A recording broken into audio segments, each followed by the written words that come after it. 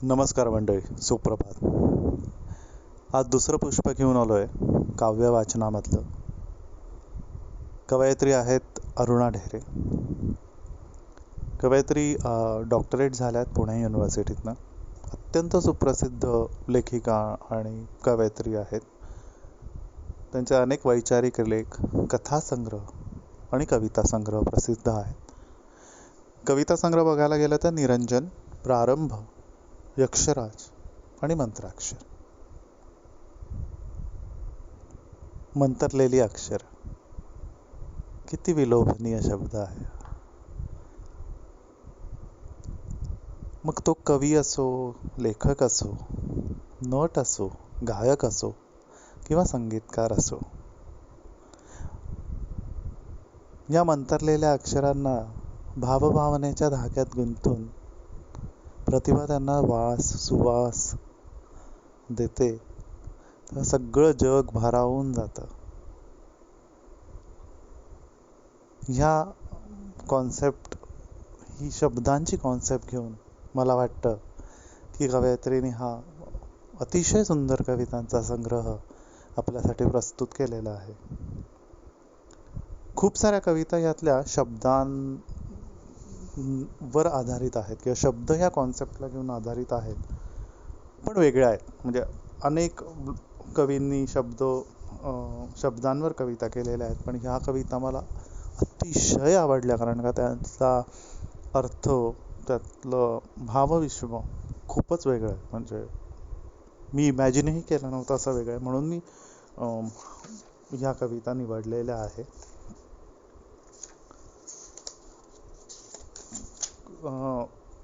पहिली कविता घेतोय, भुकेला शब्द. बेफाम कोसळत होता पाऊस, भर दिवसाच अंधारून आलेला, बधीर झालेले सगळं आत बाहेर, जग सरींनी सारवलेलं.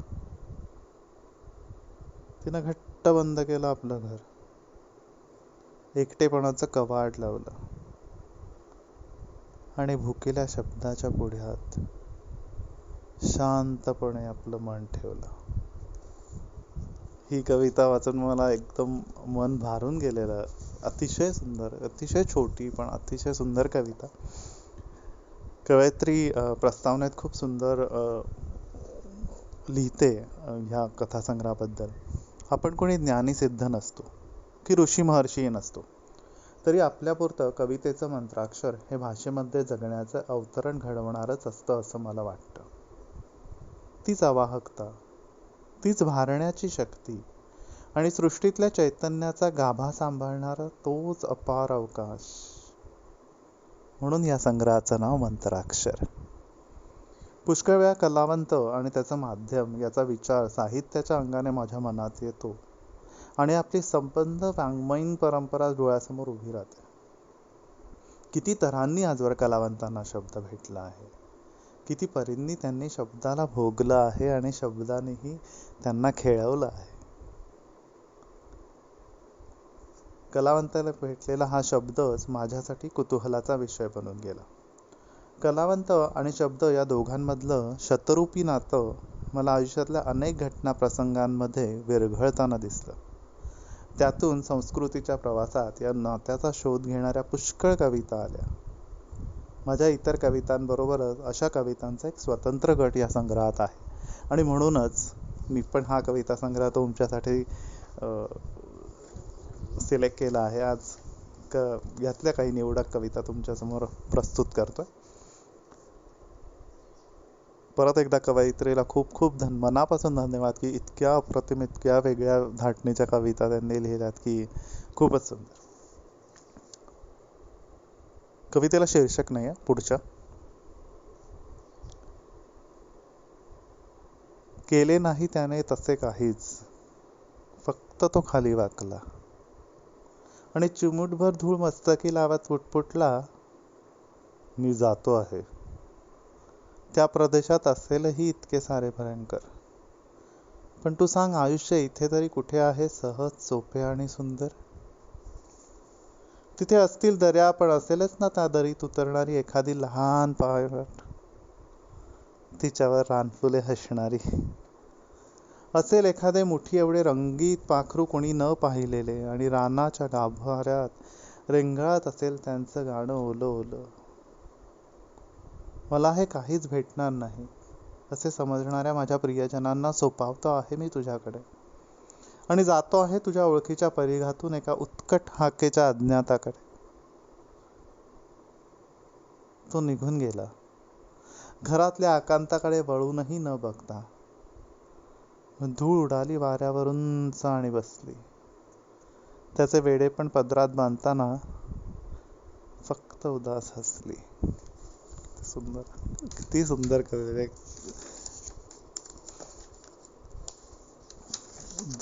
नेक्स्ट कविता येतोय. निर्णायक क्षण. शब्दाने हसून लवलवली मान. शब्द बघा किती सुंदर आहे, लवलवली. शब्दाने हसून लवलवली मान, तिला स्वीकारलं, आणि तिला वाटलं भूगोलावर टेकवून एका पावलाची बोटे एखाद्या बॅले नर्तकीसारखी ती उंचावेल दुसरा पाय.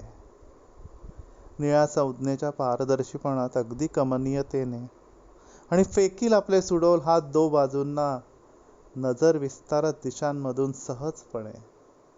तेव्हा शब्द असेल उभा तिच्या नाजूक कमरेवर हात लपेटून, तिच्याकडे पाहात लईत झुलेल तिच्या भोवतालून, आणि जग करील टाळ्यांचा कडकडाट विस्मित होऊन. तिने घेतली गिरकी आपल्या कल्पनेभोवती, आणि ती शब्दाला बिलगली. तो निघाला लांबच लांब ढांगा टाकत दूर कुठे. तेव्हा हातात हात देऊन ती पण मजेत चालत गेली. तिला वाटलं तो थांबेल ते शहर असेल, आपल्या किशोर वयासारखं उत्कट आणि गोड असेल. ताज्या कैरीचा वास हवेला, असतील माणसांचे विचार स्वच्छ मोकळे, आणि असेल एक सहज थरथरीवर आयुष्य झोकून देण्याचा वेळ.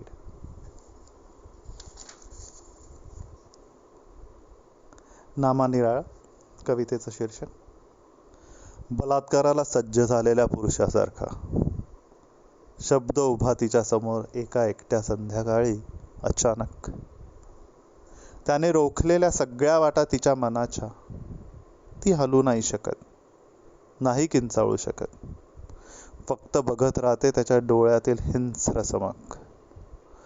तिचे सर्वस्व असते त्यावेळी फक्त भरलेले एक मन,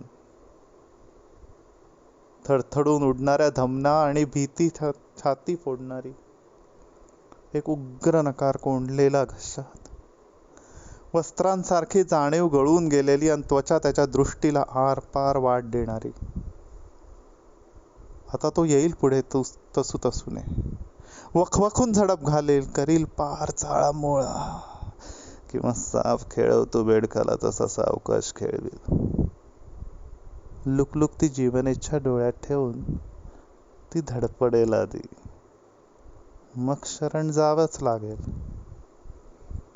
अशा जबरी संभोगातून पुढे जन्माला येईल कदाचित एखादी अपुऱ्या दिवसांची विकृत कविता, आणि तिचं सगळं आयुष्य त्या सृजनामागे फरफटत जाईल. शब्द मात्र राहील नामानिराळा, सगळ्या विधिनिषेधांपलीकडे. एखाद्या एकट्या संध्याकाळी नव्या उत्कंठेच्या दारात सगळ्या वाटा रोखून सावधपणे दत्त म्हणून उभा राहील. असं होतं. म्हणजे मी खूप रिलेट करतो ह्या कवितेला, कारण का ॲज अ कवी खूप वेळा असे शब्द उभे राहतात तुमच्या पुढे, आणि ती मनाची जी काय उत्कंठा म्हणा तुम्ही, किंवा ती मनाची ती जी अवस्था आहे ती खूप सुंदर लिहिलेली आहे कवितेत. अशीच एक वेगळी कविता, निर्मनुष्य नवीन वाटेवर.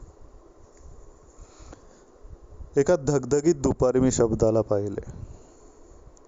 नेहमीच्या माळावरून पलीकडे डोंगरात सरकणाऱ्या निर्मनुष्य नवीन वाटेवर उचलताना अनवाणी पावले, आणि त्याच्यामागे मी धावत सुटले.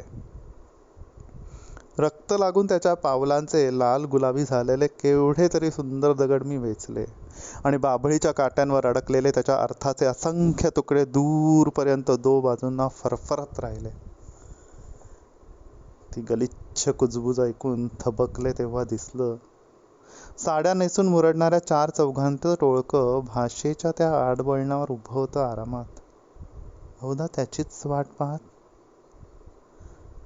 मी पाहिलं त्यांना अचकट विचकट विक्षेप करीत, थोडे उद्दाम, थोडे अश्लील हसताना. पाहिले त्याच्या अंगचटीला जाताना. तो अन्यमनस्क त्यांच्याकडे पाहत असूनही पाहत नसलेला. किती सहज संथपणे पुढे चालता झाला.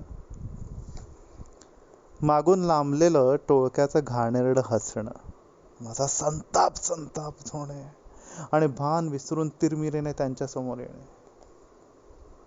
पण पाहिलंही नाही त्यांनी माझ्याकडे. ते धावत त्याच्याच पाठी निघून गेले. मला नव्हतं त्यांनी आपलं लक्ष बनवलं. त्यांना हवा होता शब्दच, विकृत, एकाग्रपणे. त्यांना छेडायचे होते त्यालाच, त्याचाच तोल ढवळून त्याला भोगायचं होतं. मी व्यापूळ थबकले तिथेच, नाही पुढे गेले. कोण जाणे पुढच्या वळणावर त्याच्यावर त्यांनी झडपही घातली असेल अनावर. पण मी मात्र डोळे मिटून म्हणत राहिले, मूर्खांनो, त्याने जर तुमच्याकडे पाहिले जाणतेपणे, तर जाल हतबल होऊन वरमून, त्याच्यातल्या अविकृत ठिणगीने जाल भस्म होऊन, आणि तो जाईल एकटाच पुढे अविचल गतीने डोंगराकडे सरकणाऱ्या त्याच्या नवीन गूढ वाटेवरून.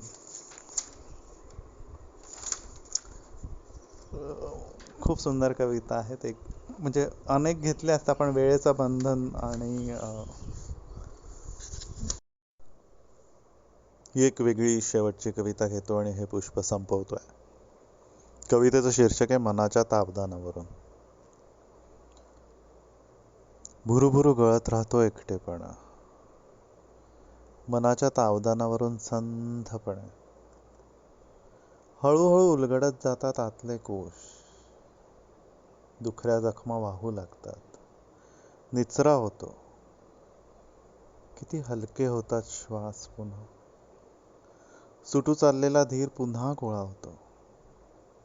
मला आठवतात पुष्कळ जुने दिवस. वाटतं परकरी पोर असताना आयुष्य जसं हवं वाटलं होतं तीव्र ओढीने, तसं सगळं जीवापासचं जुळवून सुरू करता येईल जगणे नव्या धारेने. स्वतःची स्वतःशीच भेट नसते एवढी तुडुंब नेहमीच, म्हणून मी काठोकाठ भरून जाते. सुख म्हणता येईल अशा निळ्या दुःखाने. भुरुभुरु गळत राहतो एकटेपणा, मनाच्या तावदानावरून संथपणे संथपणे.